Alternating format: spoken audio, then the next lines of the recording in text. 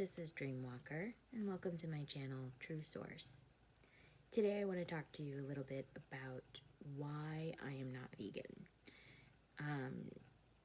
A lot of spiritual people out there, a lot of people on YouTube, a lot of people in general have been going vegan. They've been eating primarily fruits, vegetables, grains, hi kitty, and not eating meat or dairy or any animal products at all. Some people put this together with just wanting to be environmentally conscious and want to make sure that they are respecting the plants and the animals and the other entities on this earth.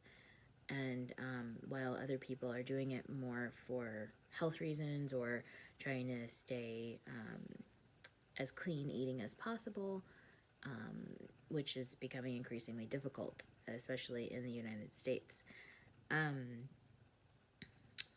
For me personally, I have done a variety of things to try to eat better, to eat clean, to lose weight, all of that sort of thing. And on my spiritual journey, I did, my teacher actually put me onto the path of being vegetarian. And it never really stuck.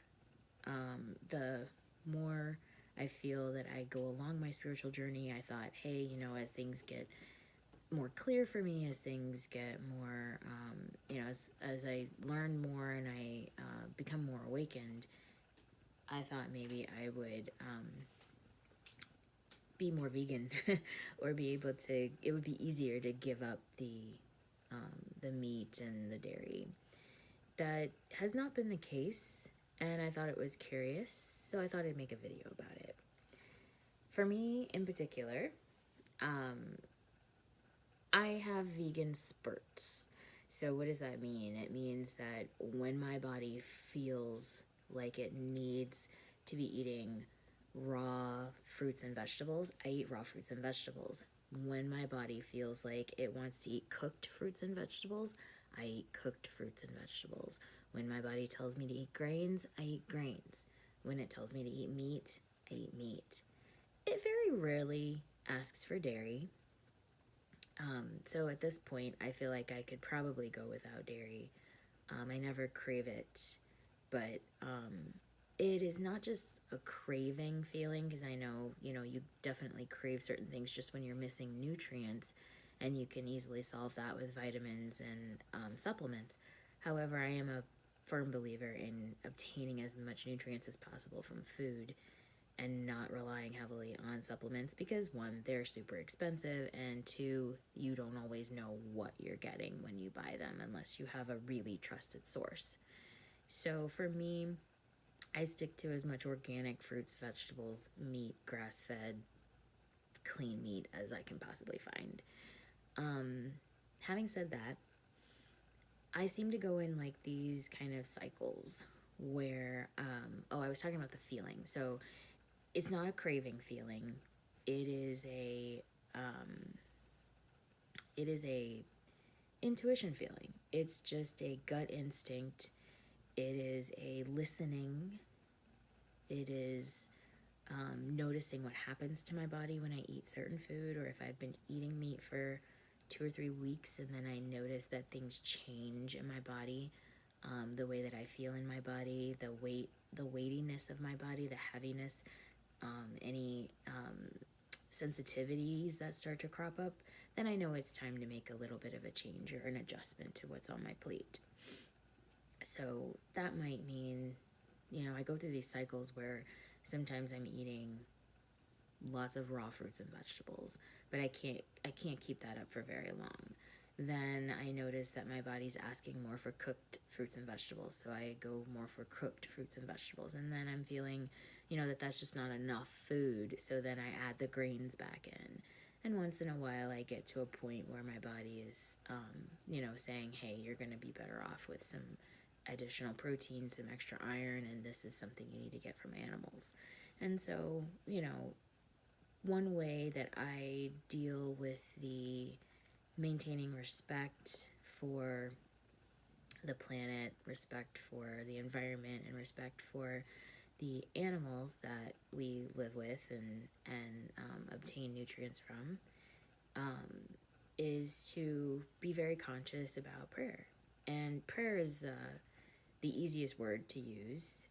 It is. You could also think of it as infusing your food with gratitude, and that's the best way that I can think of to kind of come to terms with the fact that my intuition is telling me that once in a while I should be eating animal protein.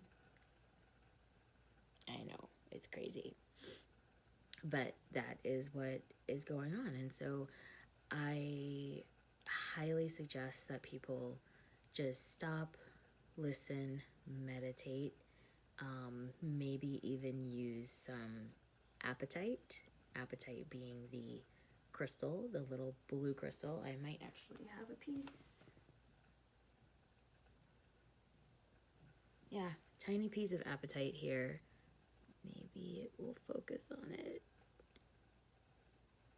That I will use sometimes just to meditate with, hold it in my hand, wear it in like a locket or something, just to get an idea of, to bring my body more into alignment of what sort of foods I should be eating, what it needs, that sort of thing.